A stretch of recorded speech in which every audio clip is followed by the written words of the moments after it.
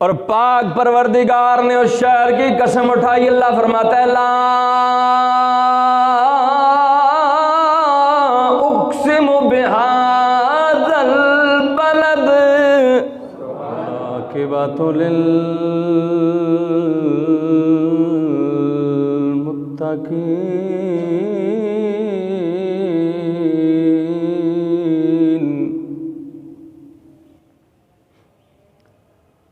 वस्सलातु वस्सलामु अला सय्यिदिल अंबिया वल मुरसलीन।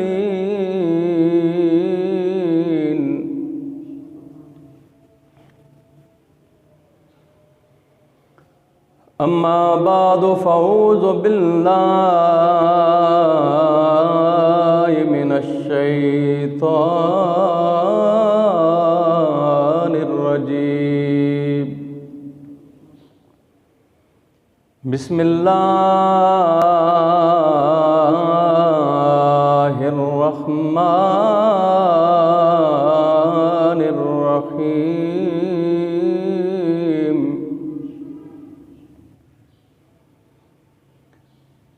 इन्नमा युरीदुल्लाहु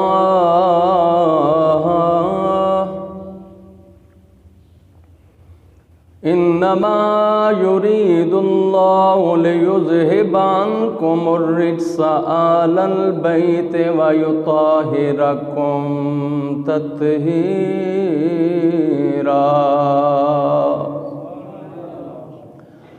सदक़ल्लाहु मौलानल अज़ीम व सदक़ रसूलुन नबियुल करीमुल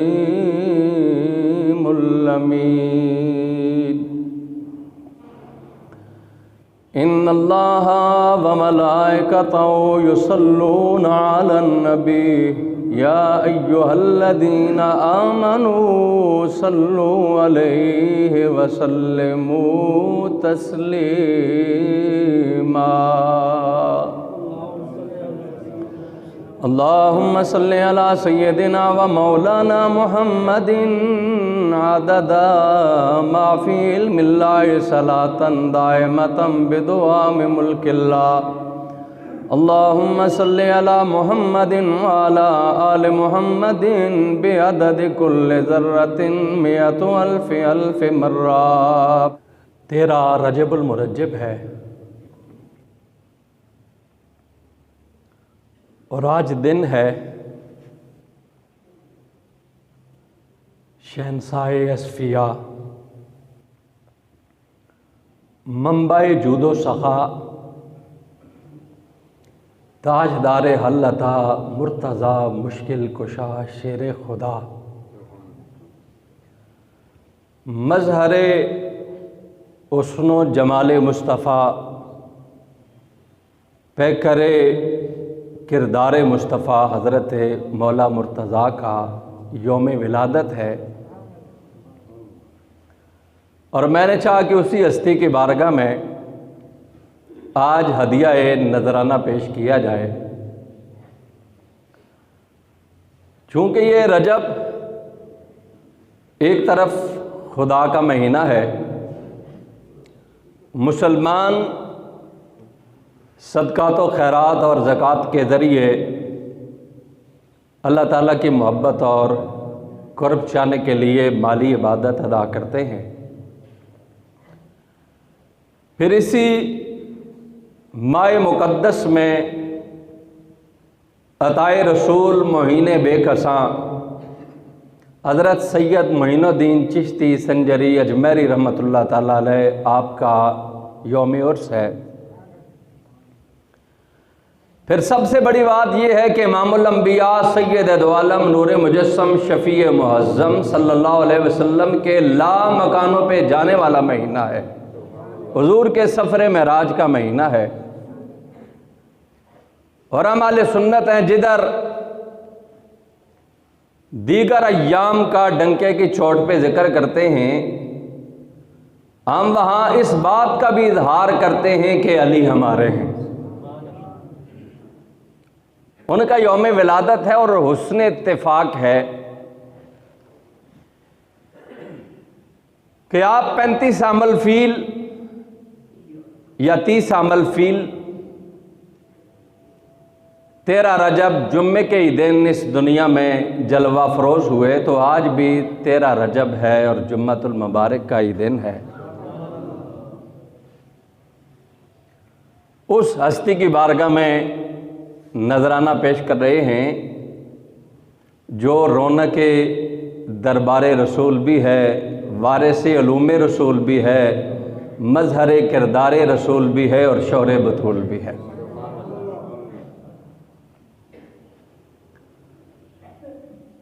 आप वो हस्ती हैं कि जिनको नबी पाक सल्लल्लाहु अलैहि वसल्लम से ख़ास निस्बत है। शायद ही क़यामत तक इस धरती पे आपकी माँ जैसी कोई माँ पैदा हो जिसका बेटा अल्लाह के घर में पैदा हो और शहादत भी अल्लाह के घर में पाए। शायद ही कोई धरती पे ऐसी माँ ऐसे बेटे को जन्म दे जो सैयदा फातिमा बिनते असद ने हज़रत मौला मुर्तज़ा को जन्म दिया है। और ये वो खातून हैं कि जिन्हें हमारे आका व मौला इमामुल अंबिया फ़ख्र दो आलम सल्लल्लाहु अलैहि वसल्लम अपनी माँ पुकारा करते थे। इस खुशबख्त औरत की विसाल के वक्त मेरे आका कब्र में उतर गए थे और लेट के आपने दाएं बाएं पहलू बदले ताकि उसकी कब्र को जन्नत का बाग बना दिया जाए। तो हुजूर उस माँ को अपनी माँ फरमाया करते थे। उस माँ ने 13 रजब को जुम्मे का ही दिन था और हरम वाले अपनी रस्मों के मुताबिक उस दौर की मुनासबत से काबातुल्लाह के गिर्द उस हरम काबा में तवाफ़ में मशगूल थे कि हज़रत फ़ातिमा बिनते असद रदी अल्लाह ताला अन्हा आपको दर्द से महसूस हुआ। आपके दिल में ख्याल आया, मेरे मालिक तेरा पाक घर है, बैतुल्ला है, कोई सबब पैदा कर, मेरा घर भी दूर है। तो ला मकानों के मालिक की तरफ से गैबी सदाएं आती हैं, फ़ातिमा बिनते असद तेरा घर दूर है ना, मेरा तो बड़ा करीब है। मालिक ये तेरा पाक घर है, इज्जतों वाला घर है। और इस हाल में तो औरत ज़ाहिरी एतबार से नजस और पलीद हो जाती है। फरमाया ये बैतुल्ला है। फरमाया बैतुल्ला है तो आने वाला जो असदुल्ला है, आने वाला वो आ रहा है कि जिसको पाक परवरदिगार ने तमाम निजास्तों से पाक फरमा दिया है।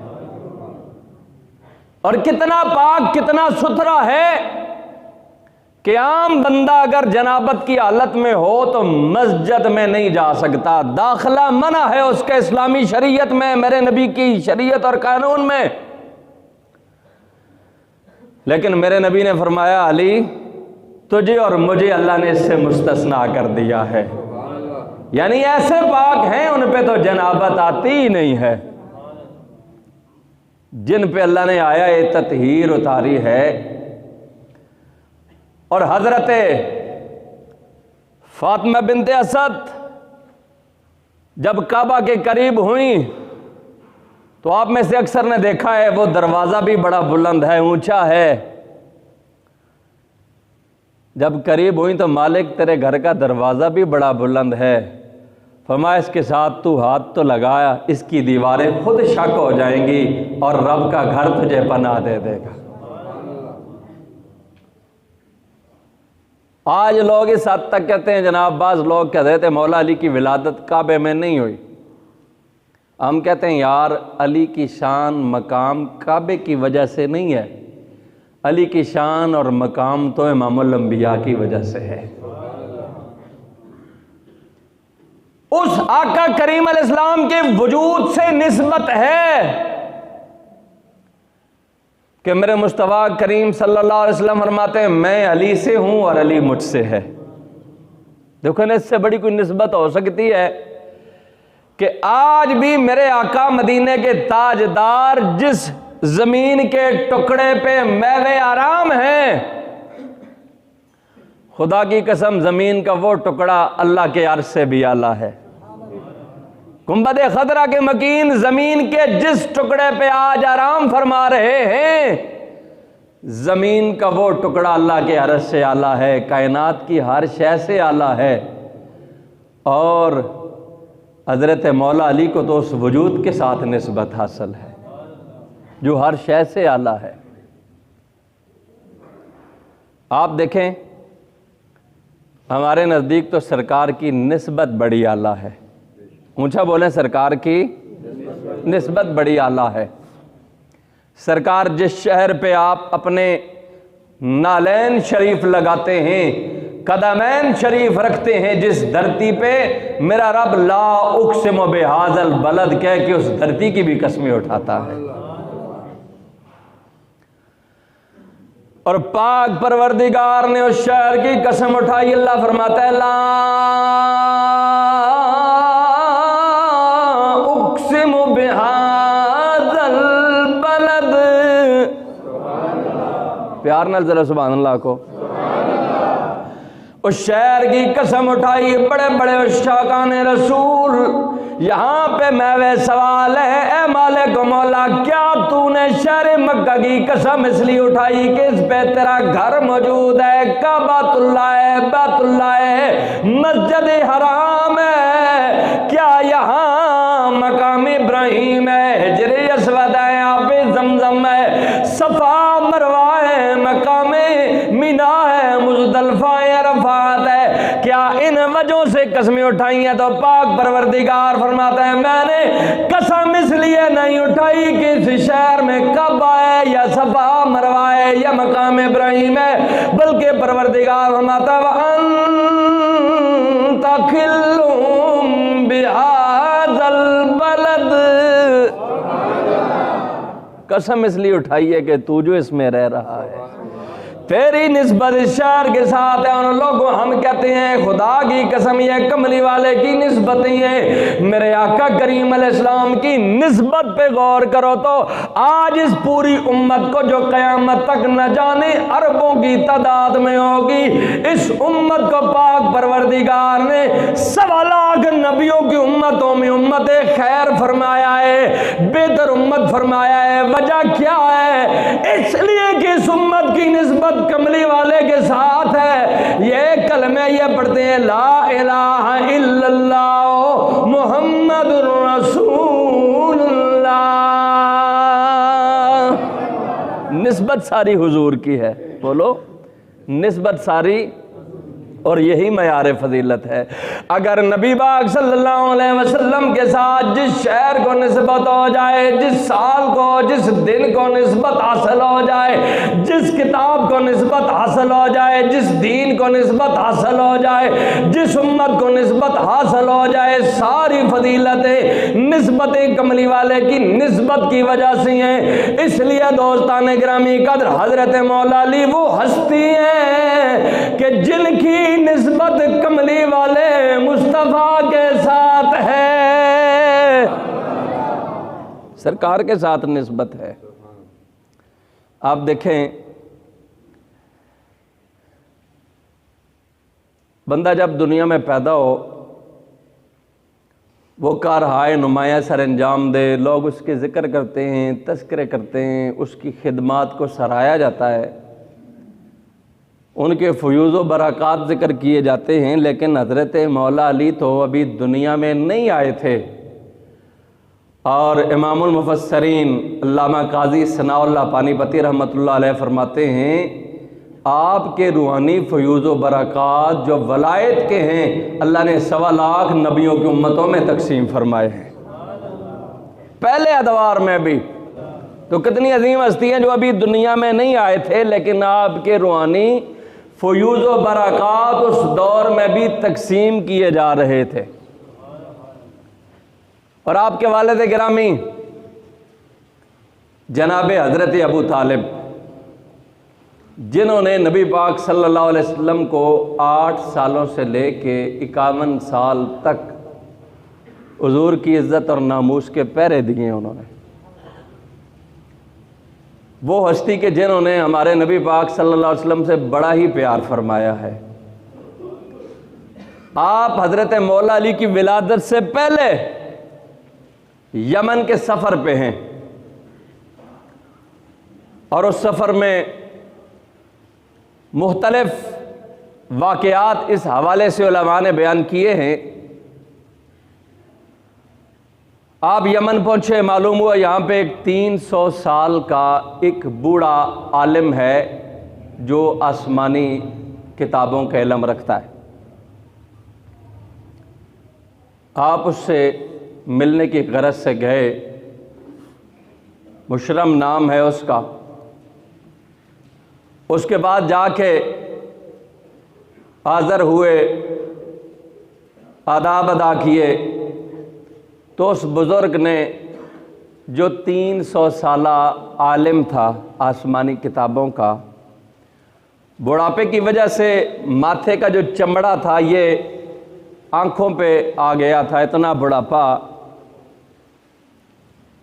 उस बूढ़े बंदे ने आपसे आपका नाम पूछा, आपने कहा अब्द मनाफ इमरान अबू तालिब। उसने फ़ौरन अपने माथे के चमड़े को आँखों से अंगूठे के हल्के से हटा के तो बीच में से बड़े गौर से जनाब अबू तालिब के चेहरे को देखा और कहने लगा, क्या तू शहर मक्का से आया है? क्या तू अब्दुल मुत्तलिब का बेटा है, हाशमी और कुरैशी खानदान और घराने से ताल्लुक़ रखता है? आपने कहा हाँ। उस बंदे ने कहा, शुक्र है, मैं बड़े अरसे से इस इंतज़ार में था कि ख़ानदान रिसालत का कोई फ़र्द मेरे पास आए, इसलिए कि मैंने पहली आसमानी किताबों में उस आका के आने की भी खबरें पढ़ी हैं और उसके चचाजाद भाई मौला मुर्तज़ा के आने की भी खबरें पढ़ी हैं। उसने कहा, मुबारक हो, मैंने पहली किताबों में पढ़ा है कि जब मोहम्मद रसूलुल्लाह सल्लल्लाहु अलैहि वसल्लम की उम्र मुबारक 30 साल होगी तो उनके चचा के यहाँ एक बेटा पैदा होगा जिसका नाम अली मुर्तज़ा होगा। तो जनाब अबू तालिब ने कहा, बुज़ुर्ग बंदा है, आलिम है। आपने कहा, इसकी दलील क्या है? उसके करीब उलमा कहते हैं एक अनार के खुशक दरख्त था, उसने उसके करीब खड़े होकर दुआ की, अल्लाह ने उस दरख्त को हरा फरमा दिया। तो आप समझ गए कि बाबा बात सच्ची कर रहा है। आप आए कि अपनी अहलिया से इस बात को शेयर करूं, तो इससे पहले कि आप बात करते, आपकी अहलिया ने पहले ही फरमाया, अबू तालिब मुबारक हो, अल्लाह ताला ने उम्मीद लगा दी है। आप उम्मीद से थीं। तो दोस्तान गिरामी कदर, हम कहते हैं जैसे हमारे आका के ज़िक्र आने से पहले मौजूद थे, हज़रत मौला अली का ज़िक्र भी आपके आने से पहले मौजूद था। और जंग सफ़ैन के मौके पे सहाबा को पानी की अशद ज़रूरत महसूस हुई, तो आपने उधर उस मकाम पे एक गिरजा था, उसके करीब एक मकाम की तरफ इशारा करके फरमाया कि यहाँ से खोदो। उस जगह को खोदा गया, नीचे एक भारी भरकम पत्थर था।